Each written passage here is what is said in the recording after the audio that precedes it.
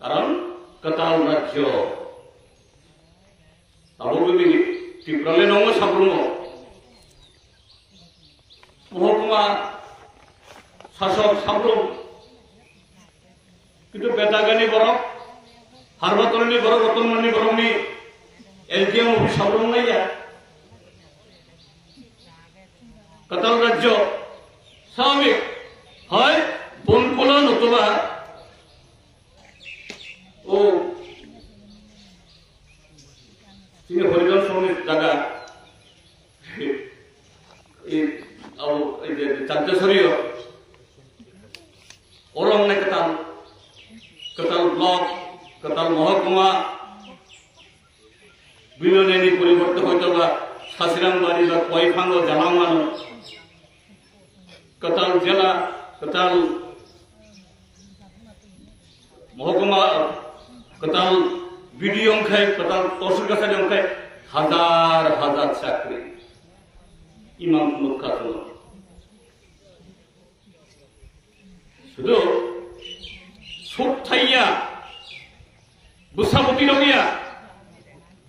এমনকি বুড়া বুড়ি পর্যন্ত চাকরি বাতলাই নাই কারণ এইসব চাকরি খাইতে রকম নাই ইমাম মুখ্যাত বিনি করে আরো বছর ভাইকা ত্রিপুরা মথা ওইটা আইপিএফটি ত্রিপুরা মথা না ত্রিপুরালেন ইয়া গ্রেটার ত্রিপুরালেন গ্রেটার মানে আরো দ্বারা আরো পর্যা আরো কত আরো কবান চাকরি কবান নখ কবান হুক কবান রান কবান যত কিছু কবান ইমাম ঠিক আছে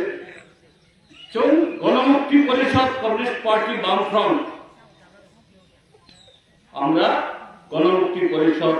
সিপিএম বামফ্রন্ট আমরা তাদের এই মিথ্যা প্রলোভন অসত্য ভাষণের তার প্রতিবাদ তার বিরুদ্ধে বলার চেষ্টা করলে এবং আমরা বলার চেষ্টা করেছি কিন্তু পাবলিক সবটা এদের নতুন নতুন ভাবে নতুন কায়দে আলোচনা তাদেরকে বিশ্বাস করত যে পাবলিক এককালে বীরেন্দ্র ত্রিপুরা চেলাপ্রম দেবেন্দ্র মজুমদার এরকম লোক তাদেরকে সংগঠিত করে এই ত্রিপুরা যে বামফ্রন্ট সরকার তৈরি করে এবং শুধু মুখে বলে না হাতে কলমে শুধু মুখে বললে তো হবে না হাতে কলমে কাজ করে যারা দেখিয়ে গেছেন যার সুফল এই ত্রিপুরাজ্যের মানুষ আমরা এখনো ভোগ করছি এই বরখোলা ছোটখিল এখানকার জমি এটা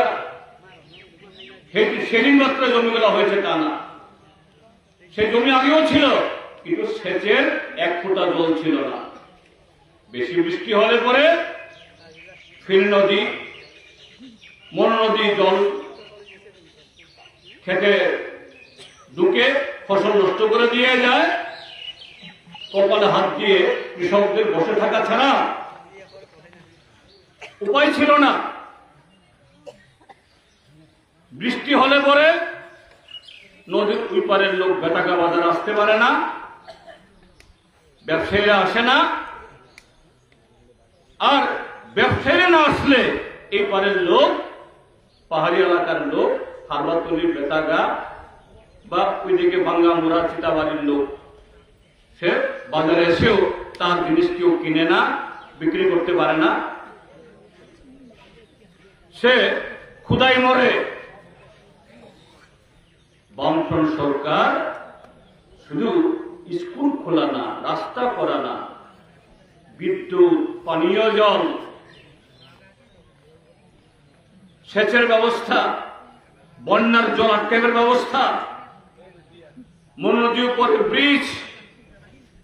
বিদ্যুৎ, তার সাথে এই কৃষকের ঘরে জুনিয়র ঘরে চাকরি বাকরি ইত্যাদি ব্যবস্থা করার পর এবং সাথে বামফ্রন্টের তার হাত ধরে এখানে হাসপাতাল, ডিসপেন্সারি, একটা উন্নয়নের ছোঁয়া। আগে এই এলাকার মানুষ মনে করত সব কপাল কপাল বসে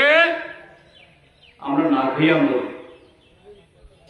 বাইককে লিখে আনছি আমরা উপাস করতে হইব, এর লেগে উপাস থাকি।